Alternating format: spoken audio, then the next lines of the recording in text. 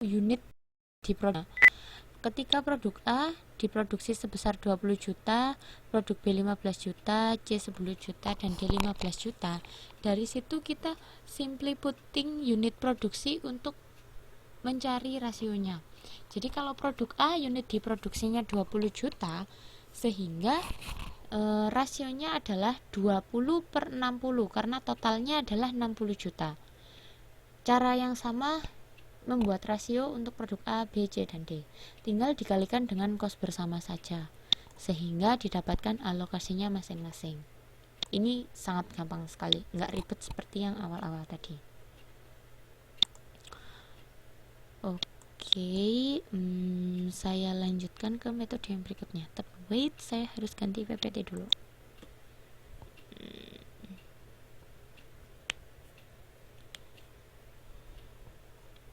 Kalau ada yang nggak paham, langsung potong aja, bilang nggak paham gitu, biar nanti saya ngelanjutin, saya jelasin lagi. Oke, saya lanjutkan ya. Yang ketiga, metode cost unit rata-rata.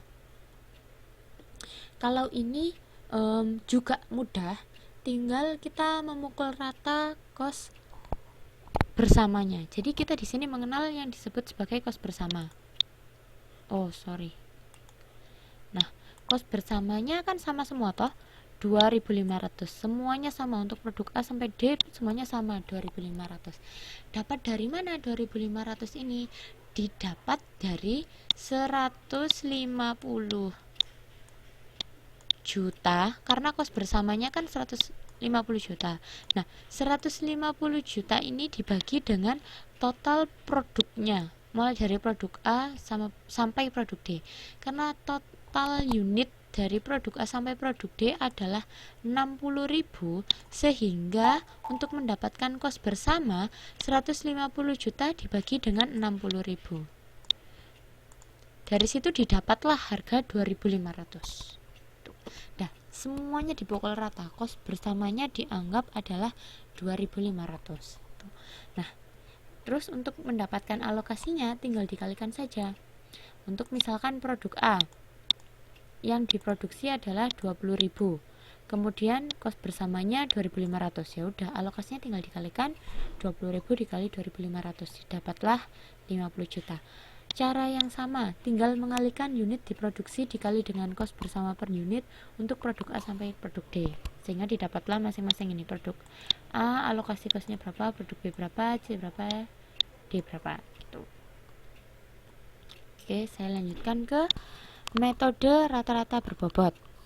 Di sini kita yang harus menentukan bobotnya. Bagaimana cara menentukan bobot? Bobot itu tergantung otorisasi perusahaan. Produk yang dianggap lebih unggul pasti bobotnya lebih tinggi, atau produk yang memakan kos bersama lebih besar, cenderung untuk menerima kos bersama lebih besar, itu pasti bobotnya lebih tinggi.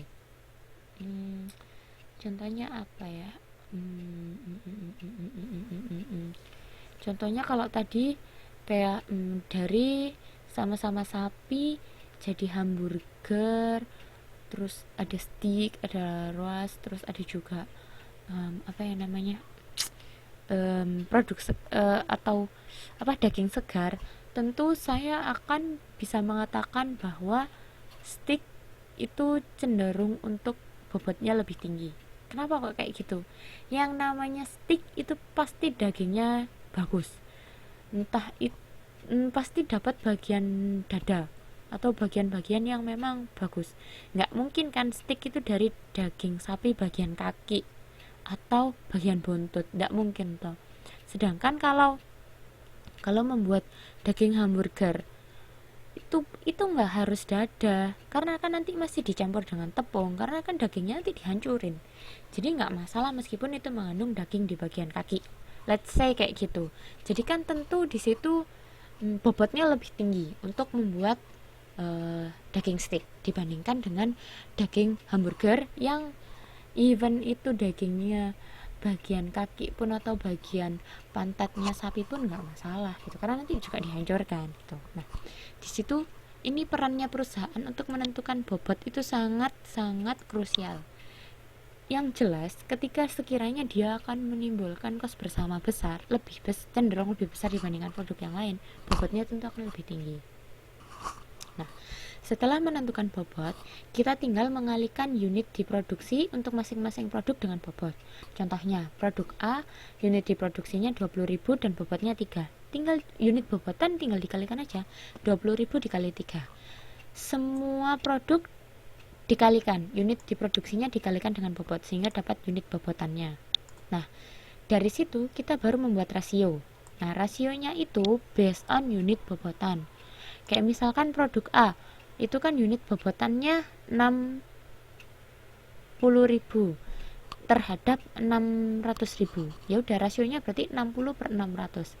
Semua produk dibuat rasio. Rasionya based on unit bobotan. Nah, setelah itu rasio baru dikalikan dengan kos bersama. Nah, dari situlah nanti kita bisa tahu alokasinya masing-masing berapa.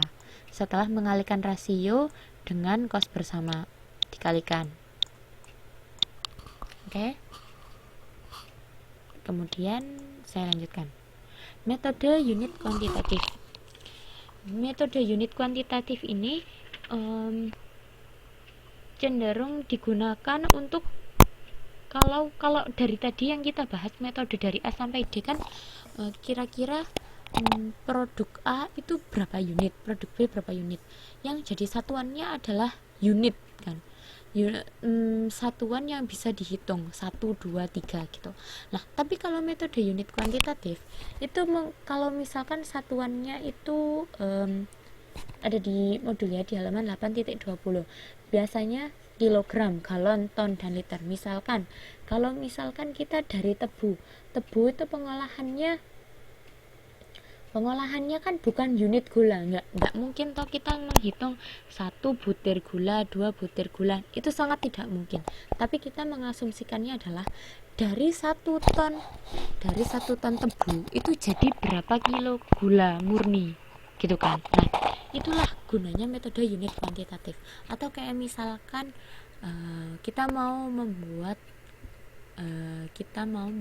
apa ya contohnya, minyak itu tadi, dari berapa liter minyak mentah itu menjadi berapa liter bensin. Nah, kayak gitu. Jadi di situ satuannya bukan unit, tapi ke satuan kuantitatif yang cenderung untuk masuk ke berat, kayak misalkan kilogram, galon, ton, dan liter. Contohnya kayak di sini itu kan dari minyak mentah ini hasil ini dari batu bara contohnya, hasil per ton dari per ton bahan batu bara. Jadi 1 ton batu bara itu jadi berapa pon batu bara, jadi berapa pon tar batu bara, jadi berapa pon benzoal, jadi berapa pon amonia sulfat, kayak gitu. Jadi di sini asumsinya adalah 1 ton batu bara mentah itu jadi berapa pon bahan jadinya, kayak gitu. Jadi metode unit kuantitatif penekanannya di situ, bukan satuannya bukan unit, tapi lebih ke seperti ini. Nah, dari situ kita dari 1 ton batu bara jadi berapa pon bahan jadi. Nah, itu kita list. Kemudian distribusi sisa sampah pada produknya berapa, ditulis. Nah, di situ ada revisi bobot produk setelah distribusi.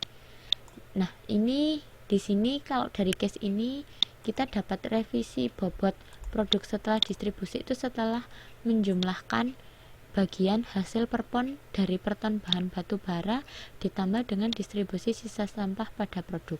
Ditambahkan saja untuk masing-masing jenis produk. Contohnya kalau batu bara 1320 ditambah dengan 69,474 didapatlah 1389,47. Nah, yang dijadikan rasio adalah revisi bobot produk setelah distribusi. Ini dijadikan rasio. Kayak misalkan batu bara, rasionya adalah 1389,47 terhadap 2000. Karena totalnya 2000. Setelah dijadikan rasio, dikalikan dengan kos bersama per tonnya. Karena tadi kan per ton bahan mentah, jadi otomatis kos bersamanya juga harus per ton. Kalau misalkan dari per kilogram batu bara, berarti di sini kos bersamanya